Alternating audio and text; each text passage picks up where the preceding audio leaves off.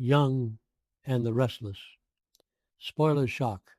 Next 2 week, May 4 to the 15th of May, 2026.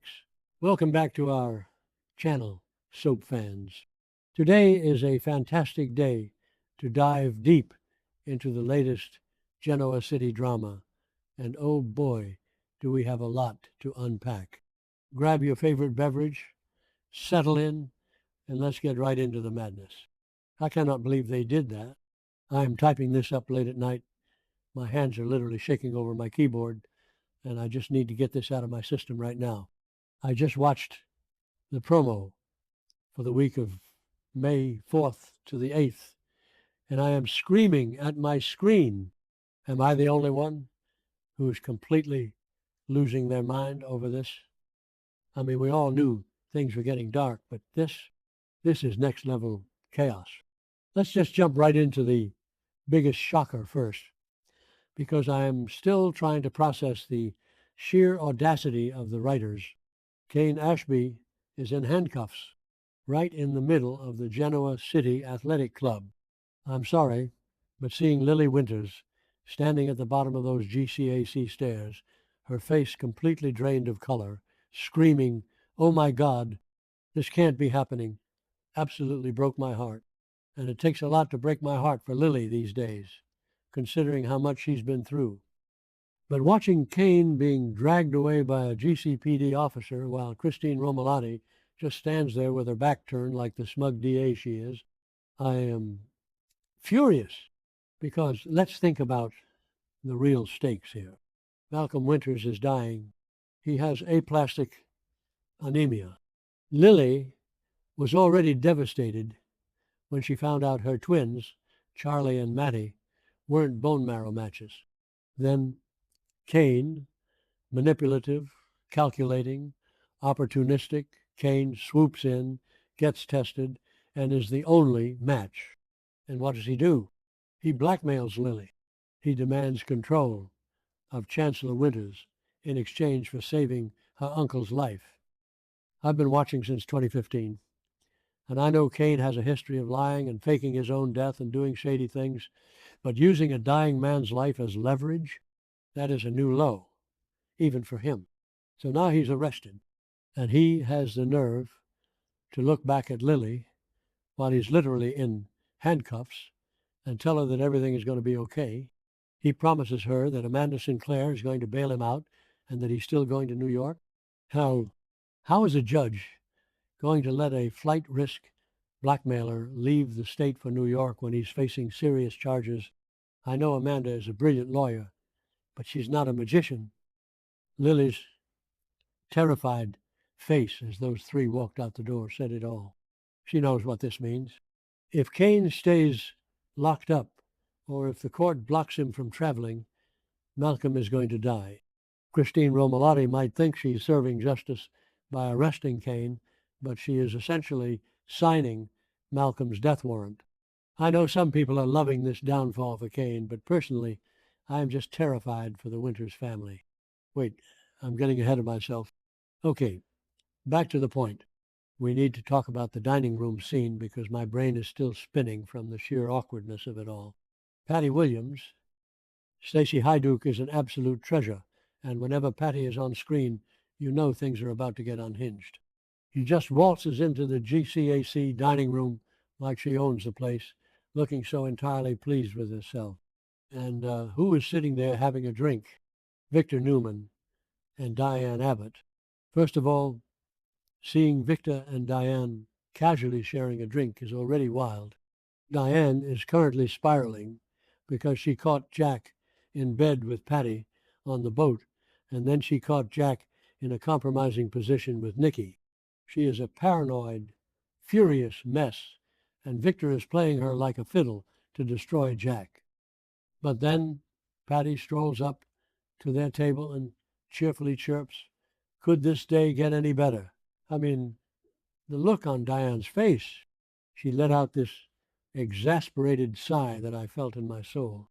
Diane hates Patty with the fire of 1,000 suns. And honestly, can you blame her? But the part that really gets me is Victor's reaction. The mustache actually looked annoyed by Patty's behavior. He looked like he wanted to swat her away like a fly. But wait, aren't Victor and Patty secretly working together? Yes, they are. Victor is the one pulling the strings behind the scenes to ruin Jack's life, and Patty is his chaotic little weapon. So why is he acting annoyed? Is it all just a performance for Diane? Is he trying to make Diane think he hates Patty too, so Diane trusts him more? Victor Newman is a master manipulator, and I am obsessed with this double-cross, triple-cross game he is playing. But I also feel like Patty is a wild card. You cannot control Patty Williams. Remember when they tried this years ago and she ended up poisoning Summer? Yeah, didn't work then either. Victor is playing with fire, and Patty is holding a flamethrower.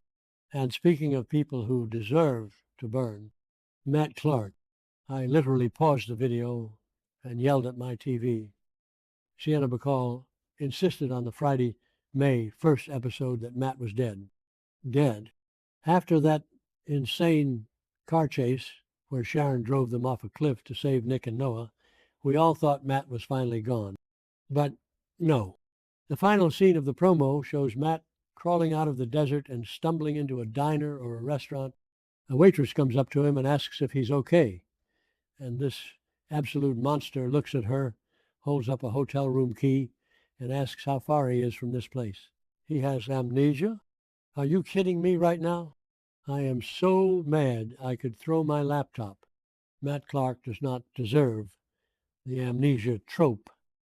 This man has terrorized the Newman family for decades.